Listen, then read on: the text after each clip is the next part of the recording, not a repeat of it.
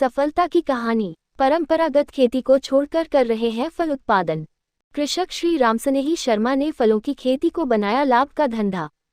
भिंड। प्रस्तुति जिला जनसंपर्क कार्यालय में पदस्थ सहायक जनसंपर्क अधिकारी पुष्पराज सिंह ने कृषि के क्षेत्र में मध्य प्रदेश शासन द्वारा चलाई जा रही किसान हितैषी योजना के फलस्वरूप भिंड के कृषक रामसनेही शर्मा द्वारा की जा रही फलों उद्यान की खेती के क्षेत्र में उन्नत किसान की कहानी प्रस्तुत की गई है। आइए जानिए कृषक के बारे में। भिंड जिले के ग्राम दबोहा के कृषक श्री रामसनेही शर्मा ने बताया कि परिवार में पहले कई वर्षों से परंपरागत खेती चली आ रही थी, जिसमें वर्तमान में लाभ कम मिल पा रहा था।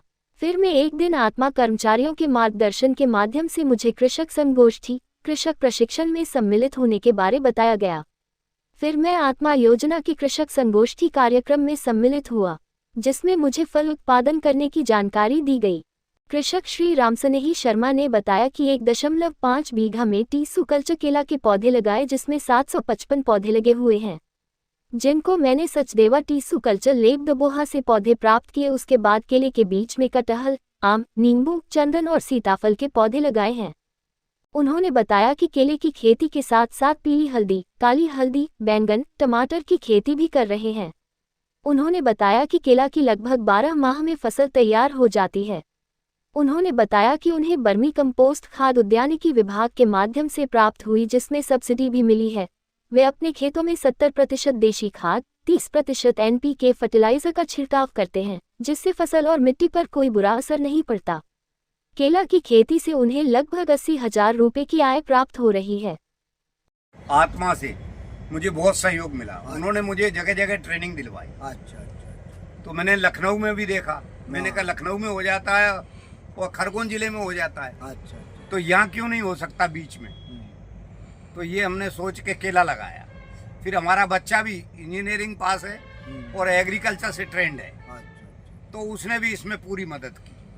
और ये इसमें क्या है कि इसके अंदर बीच में हम गर्मी के दिनों का टमाटर करेंगे, क्योंकि टमाटर के लिए छाया चाहिए।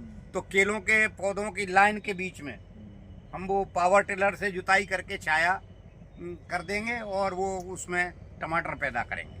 तो ये 1.5 बीघा में केला भी होता रहेगा और टमाटर भी होता रहेगा। आइए, बहुत अच्छा। ये देखिएगा और देखिए, ये देखो आप, ये कुछ क्वालिटी इसकी डाउन है? नहीं, ये शुरुआत है। अच्छा।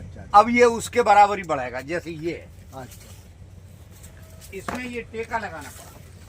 अगर हम टेका नहीं लगाते तो ये गिर जाएगा। गिर जाएगा, उसमें दम नहीं रहती इतनी। अब ये देखो, ये शकर्स का है। ये कौन सा है? शकर्स का है। ये बड़े रहे। अरे नहीं, मेन तो वो है, उधर देखिए, ये शकर्स। ये नहीं। आप बता। ये 100 फुट में लगभग 1 से 1.5 कुंटल हो जाएगा। ये देखिएगा आम। ये पीली हल्दी में काली हल्दी में अंतर क्या है?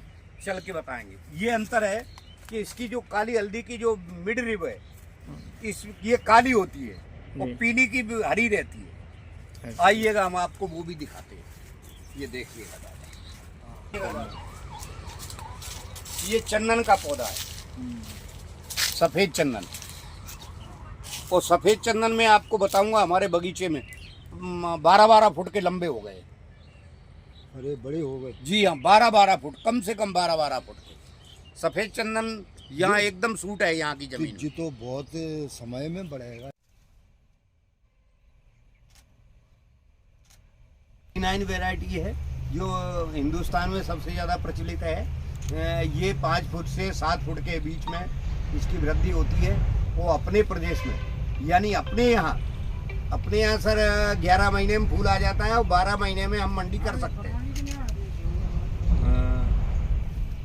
और किसी प्रदेश में ये 12 महीने में फूल आता है तो 13 महीने में पैदावार मिलती है। किसी प्रदेश में 11 महीने में फूल आ जाता है तो 12 महीने में पूरी पैदावार मिल जाती है। इस तरह से क्या है, ये 11, 12 और 13 महीने में कंप्लीट हो जाता है।